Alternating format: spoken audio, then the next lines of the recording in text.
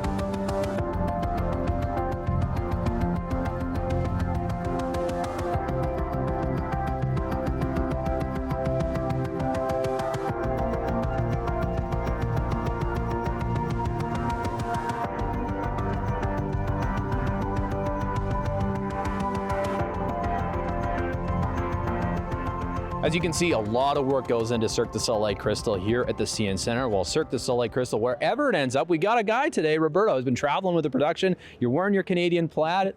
Thanks so much for making the time to chat. My pleasure. Welcome to a little backstage here. Yeah, this is awesome. Thanks for giving us behind the scenes chats today. Tell me a little bit about Crystal and the setup technically that happens. This is a long process. Well, yeah, we have a lot of equipment. We have 180 tons of equipment, 18 trucks. Everything you see set up behind us takes about 15 hours to put together. They usually take it down in 4 to 6. They have a record of 2 hours and 40 minutes. I don't know how they do it, but it's a lot of technical validation. They need to check all the equipment, all the safety for the artists. So it takes a village to put on a little show. Yeah, because I feel like when people come to the show, they maybe don't appreciate all of the work that goes in behind the scenes. You see some of it, but lots of it are the rigging and stuff. Like, this is crazy work. It's not easy. No, we actually start a day before we start to bring in the equipment, just to rigging the set, the places where everything's going to be hoisted up. So it takes a lot of time to prepare and get everything ready to put on a beautiful show. Yeah, definitely. You said, is it 12 semi-trucks you guys travel in? 18. 18 semi-trucks. Wow, holy moly. And like, it's all the equipment you see right now is in those trucks. Everything, it's in those trucks. We have like 460 road cases in different sizes, 169 racks for our set pieces. We have 500 set pieces. Just the wall is 220 pieces. We have the ramps, the swings, the family set, the pawn set. So it's a lot of moving pieces, and it all comes in 18 trucks. Wow, that is pretty incredible. 18 trucks. It came to Prince George from Edmonton, Crystal, this time. But how different is it venue to venue? You guys doing the exact same setup everywhere? The venue changes, but the setup is basically the same. So the size of the ice has to be the same, because that's how the artists are trained to perform. So it has to be the same dimensions, and everything is pretty much the same thing. The venue changes from here to there, but we have some specifics that has to work out for us. I like it. The other thing I was going to ask about, we were noticing a lot of workers yesterday pulling cable. You got any guess as to how much cable? Oh, I've asked this before. It's such a big number. It's so many cables. We never got around to measuring all of it, but I'm guessing a few dozen miles. I mean, yeah. At least. You could probably almost rope from here to Edmonton with the cable. I'm going to go that far. There was a lot of cable yesterday. Yeah, it's a lot of cable, yeah. And as far as these guys technically during the show, there's going to be a stage manager. Talk to me like the people working on the show that people are seeing, or aren't seeing, but the actors obviously need. So we have a lot of technicians on the show. We have people backstage, front of the house that do the sound, the lighting, the lights. And we have a stage manager up front, a stage manager backstage.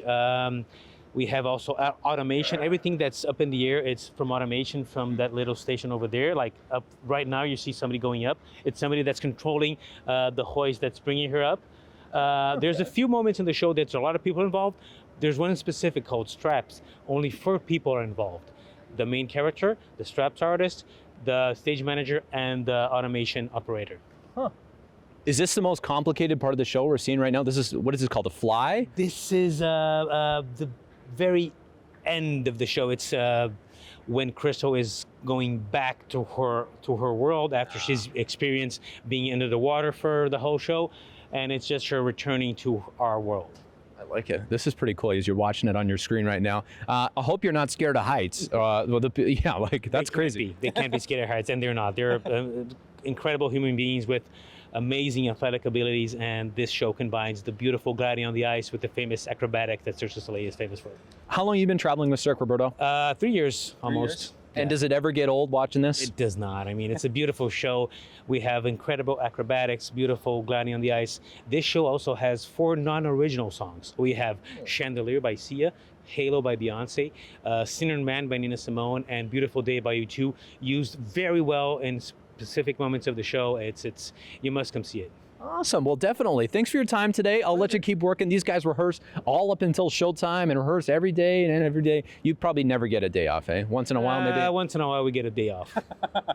Awesome. Get your tickets at Tickets North and come check this out here at the CN Center March 6th to 9th. Thanks, Roberto. My pleasure.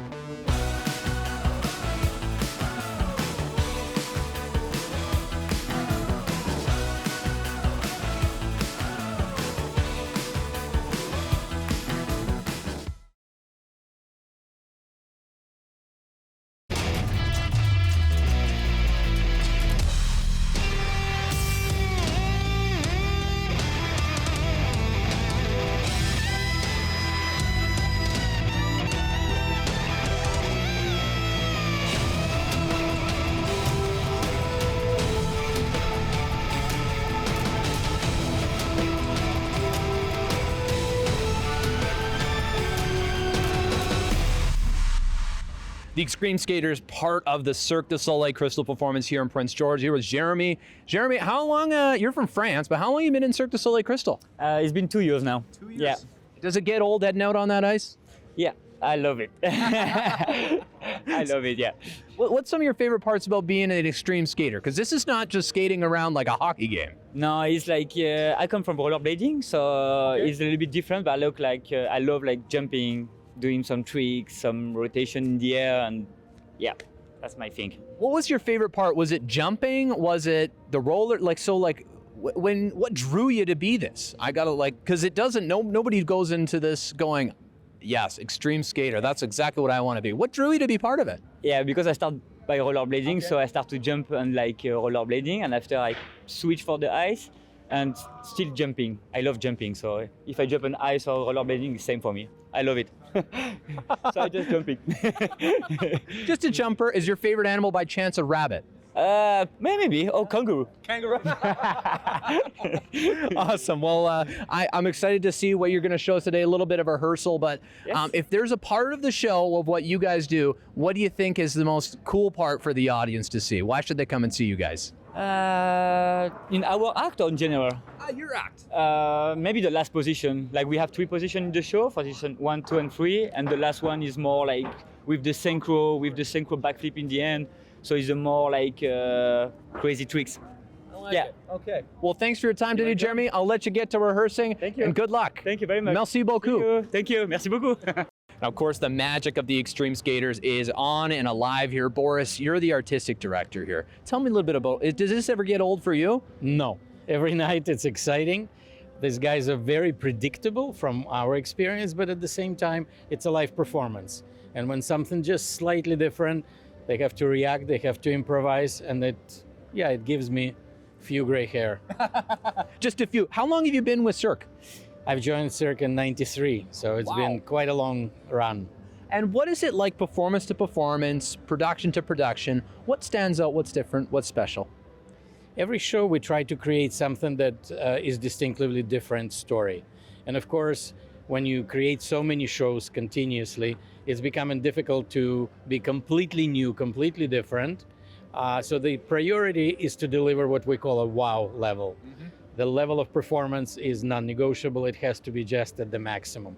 After that, every time you find something unique, something slightly different, you jump on it, you take it. And so obviously doing it on the ice is absolutely unique. So this is natural you have the ex-boys, you'll have figure skaters, but much less natural when you see acrobats doing acrobatics on the ice rather than on the regular stage or gymnastics mats. Yeah, no, that's crazy. This show is just a wow on so many levels. The extreme skaters, the acrobats you speak of. I mean, even the clown in the crowd. It gets me excited, Boris. Our clown is wonderful.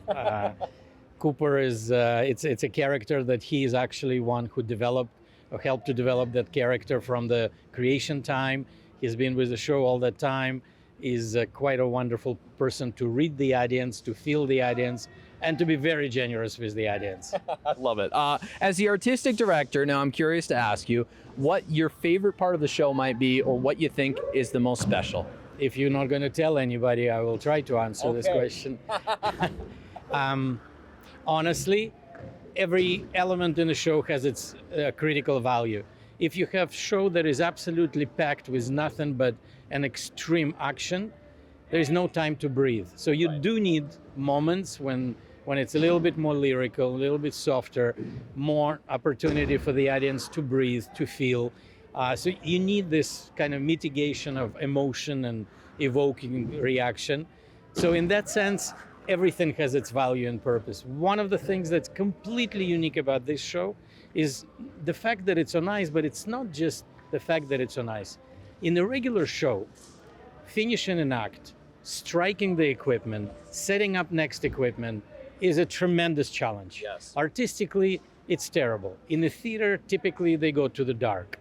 Cirque du Soleil made commitment not to go to dark, but that's challenge. Here, it's beautiful to watch the way all the pieces of equipment and props are moving. It's part of choreography, it's part of excitement. It's like an orchestra. Yeah, you couldn't do it on regular stage, but you can do it on the ice. So I love that distinction. I love that uniqueness of that show. I love it. And last but not least, Cirque du Soleil has been to Prince George in northern BC here a handful of times. What keeps you coming back? I don't know, because it's a business decision, but from our perspective, from the artist, from an artistic standpoint, it's wonderful to work in a venue of this size. The people are closer, the people are excited, perhaps not spoiled with a lot of visiting entertainment, and that energy, it's tremendously rewarding for the artists. They feel it, they know it, and by the end of the week, they're just as excited to perform as people are coming to see. Okay, I'd be remiss, I lied. The last question. I'm going to ask you one more. What's your favorite part about Prince George? I've done a lot of walking. I really enjoy it. The weather is beautiful, the people are beautiful, and the fact that somebody asked me that, oh, there is a big park. I said, that's not a park. And so I absolutely love where it is located. It's not a park. It's the real forest. I love it. Well, thank you today for your time, Boris, and good luck with the shows March 6th to 9th here at the CN Center. Get your tickets at ticketsnorth.ca. This is going to be a show you won't want to miss, the last battle for Cirque du Soleil Crystal. Thank you, Boris. Thank you very much. Miss an episode? That's okay, life gets busy. We get it. Or maybe you didn't miss anything, but you're here to watch that one feature again because honestly, it was that good. No judgment. Here's the good news. You can relive every moment of the CKPG Today Show whenever you want. Head over to ckpgtoday.ca, click on the Today Show tab, and voila. So grab some snacks, kick back, and binge away because let's face it, life's too short to miss out on great local TV.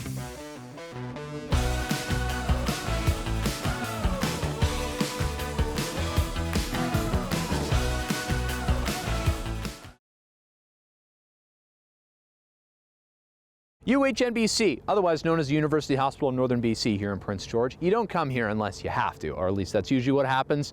And when you come here for cardiac care, well, there's still a work in progress going on there, which explains the reason behind the fundraiser this weekend, an evening in India, put on by the Spirit of the North Healthcare Foundation. We're going to give you a little follow-up to that because, well, there's still more action in the kitchen we didn't get to show you yet. Come on, let's go. All right, time for dish number 2, Chef. What do we got here? All right, now we have our palak paneer. So it's basically spinach and paneer. Paneer is our version of cottage cheese. You would say a little more tougher on the side than creamier. This is a little spicier then. Has a little bit of heat to it than the Malai Methi chicken what we did. But yes, so right now we have the spinach, which is nicely sauteed and then pureed with spices, garlic, ginger, some cumin, a little bit of coriander, some little garam masala, which we make in-house.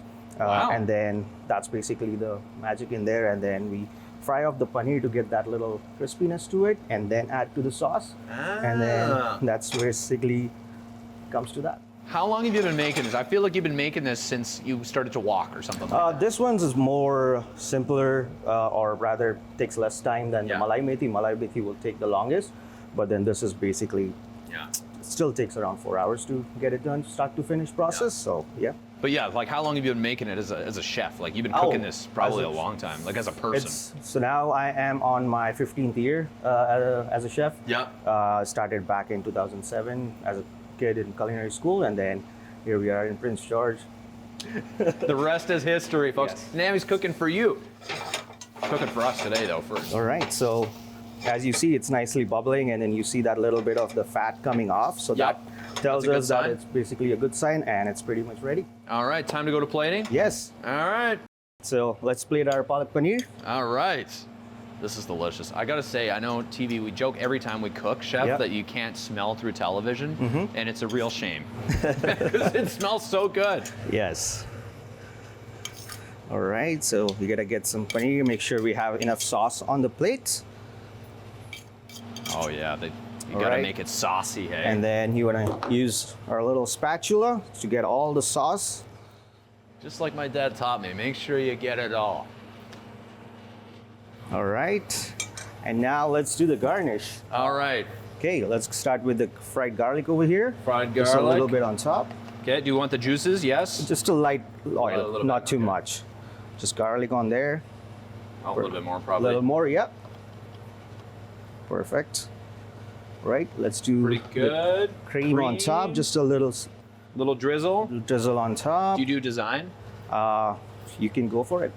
Make one. Oh, there you go. Yeah. I'm sure it'll look better on the night out when I'm not doing it.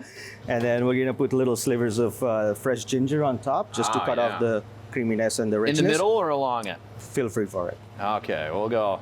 There we go. That looks pretty good. That's it. Just like that. Yeah. That's palak paneer.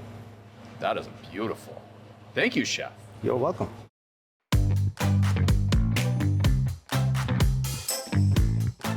We head outside for another beautiful sight thanks to Mother Nature today, and thanks to Glenn Mickelson for capturing it as well here. This is a rare February rainbow. It's over Moran Park in Prince George.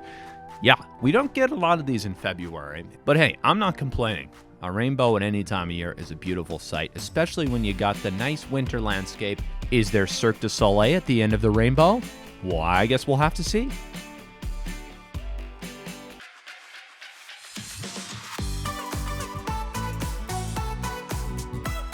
And I don't feel like anyone's ever said legacy. Yeah, it was. I had a legacy. Hey. All right. It's Changing into one if it isn't already. It's been going really well. We're pretty lucky. Is there anyone else on the Spruce King you'd hang a jersey up in your own home of? Would you hang Carter's jersey up, Isaac? Or would you hang Isaac? Yeah, I would hang the Isaac's up for sure. And then maybe Lindy's. I'm thinking spicy in my head, but it's not that spicy. Hey, it's dinner time in India, right? So. Soil is your foundation. You don't build a house in the swamp. You make sure you've got a good foundation. Because I've always, I'm a TV guy, but I've always dreamt of being on the front page of a newspaper. It's kind of an exciting process, I think. 23,000 people are going to see your face right there, so. Hey there, got an idea or a suggestion for the show? Reach out and connect through our social media or send us an email at letstalk@ckpgtoday.ca.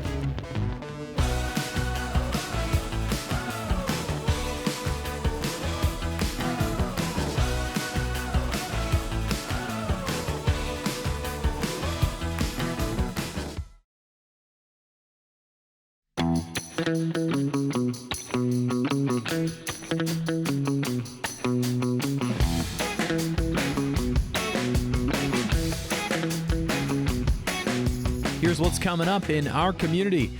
Check out Crystal, Cirque du Soleil's production stopping in Prince George. World-class ice skaters, extreme skaters. So much excitement at the CN Center from March 6th to 9th. You won't want to miss this. Tickets at ticketsnorth.ca. Check out the PG Conference and Civic Center for a return of a tradition. This is an evening in India in support of the Spirit of the North Healthcare Foundation and Cardiac Care in Prince George. It's your chance to try a bunch of Indian food for a good cause. Check out UNBC for the Central Interior Science Exhibition. This is a chance to see some youngsters with some impressive science experiments they want to show you. That happens March 8th up at UNBC. Vanier Hall back at it for another Prince George Symphony Orchestra performance, this time the Greek Piano Concerto. Guest pianist David Fung will make an appearance for the performance, and all your PGSO favorites along with that as well. Tickets at pgso.com. If you have an event, send us the info. Let's talk at ckpgtoday.ca. Today, got a very cool piece of history. One I'm sure you've seen put into action at least once. This is probably part of your Prince George Survival Guide. If you don't know what one of these things is, you probably haven't lived here long enough to call yourself a true Prince Georgian. Prince Georgiite? That's still up for debate. A bear trap. That's what I'm talking about. Look at the invention of one of them that you still use today in local history.